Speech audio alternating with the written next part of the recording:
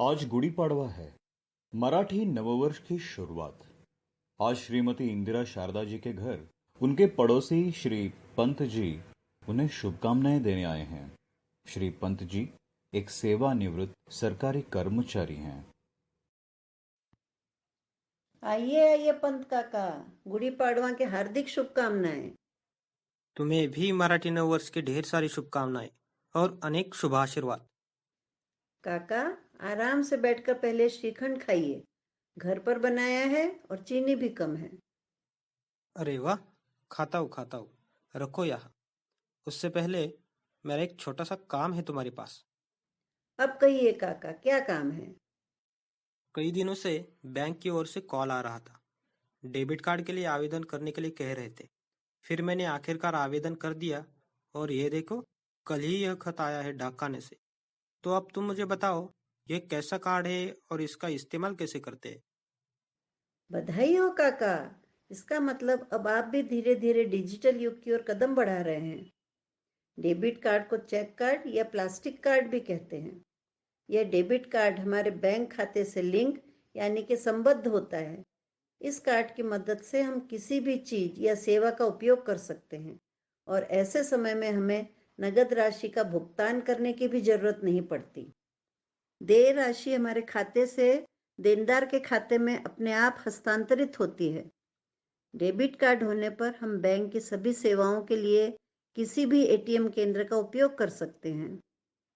इस कार्ड का इस्तेमाल करने के लिए हमें कोई ब्याज भी चुकाना नहीं पड़ता या फिर उसके लिए कोई भुगतान भी नहीं करना पड़ता। डेबिट कार्ड का इस्तेमाल सही तरीके से करने पर यह एकदम सुरक्षित और सुविधाजनक है। हर बार नगद राशि का इस्तेमाल करने की भी जरूरत नहीं।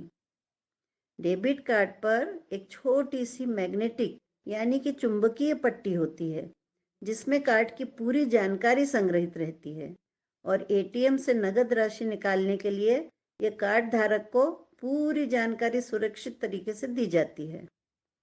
कार्ड पर हमारे बैंक का नाम होता है, 16 नंबर का अंक होता है, हमारा यानी कि कार्ड धारक का नाम होता है, कार्ड की वैधता समाप्त होने की तारीख यानी कि एक्सपायरी डेट होती है। कार्ड जिस प्रकार के भुगतान नेटवर्क में शामिल है उसका प्रिंटेड लेबल होता है, जैसे कि मास्टर कार्ड, वीज़ा, रुपए आदि।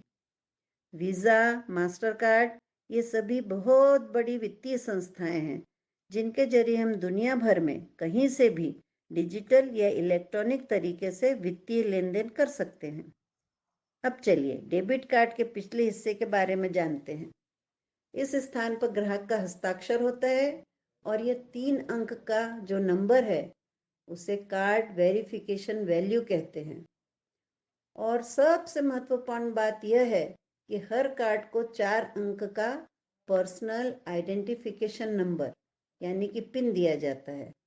आसान शब्दों में इस पिन को हमारे बैंक खाते की कुंजी कहना अनुचित नहीं होगा।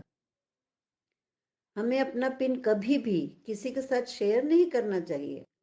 गोपनीय होने के कारण यह हम तक ही सीमित रहे। हमें एटीएम या नेट बैंकिंग के जरिए लेन देन करते वक्त यह नंबर टाइप करना पड़ता है, लेकिन इसे कभी भी एटीएम या कंप्यूटर या मोबाइल की स्क्रीन पर दिखाया नहीं जाता। सुरक्षा की दृष्टि से यह क्रमांक तारांकित रूप में दिखाया जाता है। तो काका, आपको डेबिट कार्ड का पिन नंबर बैंक के खत में जरूर मिला होगा। हाँ बिल्कुल, इस खत में जिक्र है ना, इसलिए तो तुम्हारे पास आते वक्त यह खत भी साथ लाया हो। ठीक है, आपने मुझ पर भरोसा करके मुझे तो ये दिखा दिया, लेकिन और किसी से गलती से भी शेयर मत कीजिए। सबसे पहले आपको ये पिन बदलना पड़ेगा। आपके पास इंटरनेट बैंक खाता है क्या? अ, अब तक तो है नहीं। एटीएम सेंटर का उपयोग करके आप यह पिन बदल सकते हैं। तो चलिए तुरंत चलते हैं हम पास के ही एटीएम में। सुनो, आज पाड़वा की छुट्टी है बैंक में, तुम भूल तो नहीं गई? काका, यही तो असली मजा है डिजिटल बैंकिंग का। यह सेवा हफ्ते के 7 दिन 24 घंटे बराबर चालू रहती है।